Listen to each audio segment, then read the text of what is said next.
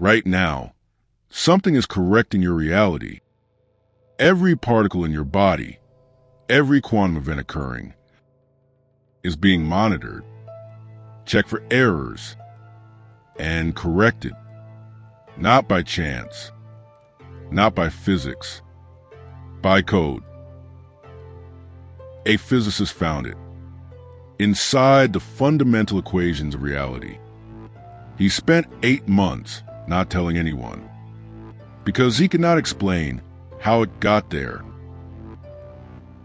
In 2010, physicist James Gates was studying supersymmetry, the mathematics that describe the most fundamental particles in existence.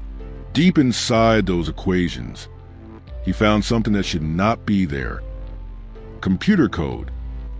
Specifically, a class of code called W-even self-dual linear binary, error-correcting block codes. You may know this type of code by what it does. It is the code that makes your browser work, the code that stops data corruption when you send a file across the internet, the code that prevents errors from propagating through a digital system. Gates found it in equations describing quarks and leptons and the fundamental forces of the universe. He said, and I am quoting directly, "Why were they in equations I was studying? That is what brought me to the stark realization that I can no longer say people who believe we are in a simulation are crazy.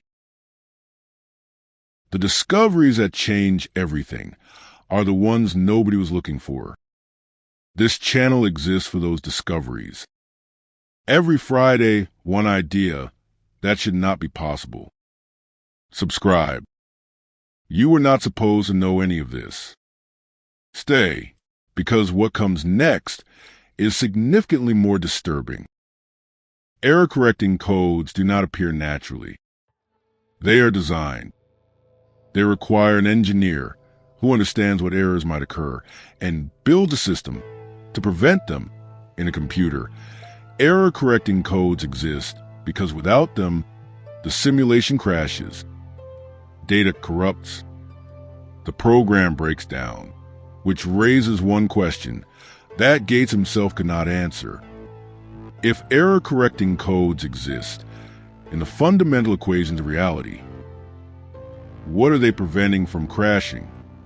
The standard model of physics contains over 20 fundamental constants: the speed of light, the mass of an electron, the gravitational constant. If any of these values were even slightly different, atoms could not form, stars could not ignite, life would be impossible. The values are not approximate. They are exact, precisely calibrated to allow the universe to function, as if someone set the parameters and wrote code to make sure they stayed that way. Hold on, because this is where it stops being theoretical. Stop for a moment. Everything you just heard assumes the code is something external, something written by someone else into the fabric of reality. What if it is not external? What if you are the code, not inside a simulation, not a character in someone else's program? What if your consciousness, your thoughts, your decisions are themselves being error-corrected?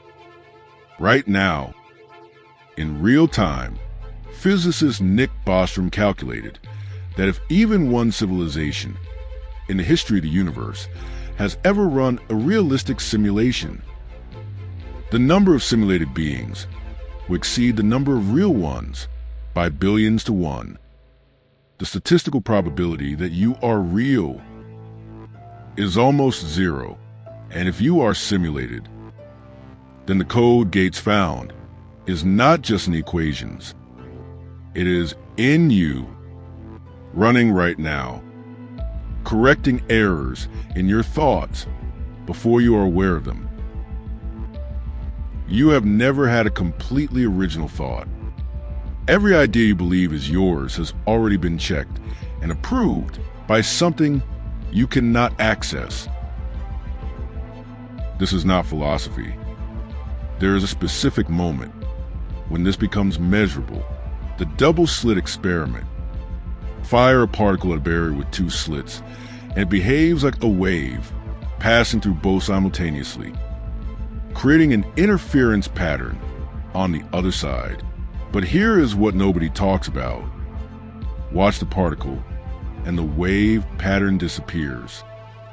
The particle chooses one slit, as if it knows it is being observed, as if the simulation renders full detail only when something is looking. This is exactly how computer graphics work. A game engine does not render what the player cannot see. It conserves processing power by only calculating what is being observed. The universe behaves identically. Unobserved particles exist in superposition, all possible states simultaneously. The moment of observation collapses them into one reality, as if the system just rendered that part of the universe because something finally looked at it. The universe is not just described by mathematics. It behaves like mathematics being computed in real time, with you as the observer triggering the render. Here is what I need you to sit with. If the universe only renders what is being observed, then everything beyond your perception right now does not fully exist. The room behind you is not fully rendered. The street outside is not fully rendered. Everything beyond the edge of your current observation exists in superposition, waiting to be looked at. Your consciousness is not experiencing reality. Your consciousness is generating it. And something found in the equations of supersymmetry by a physicist in 2010 is making sure the generation does not fail.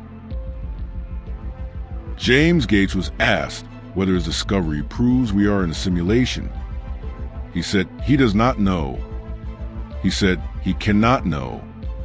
He said the most disturbing thing is not the possibility that we are.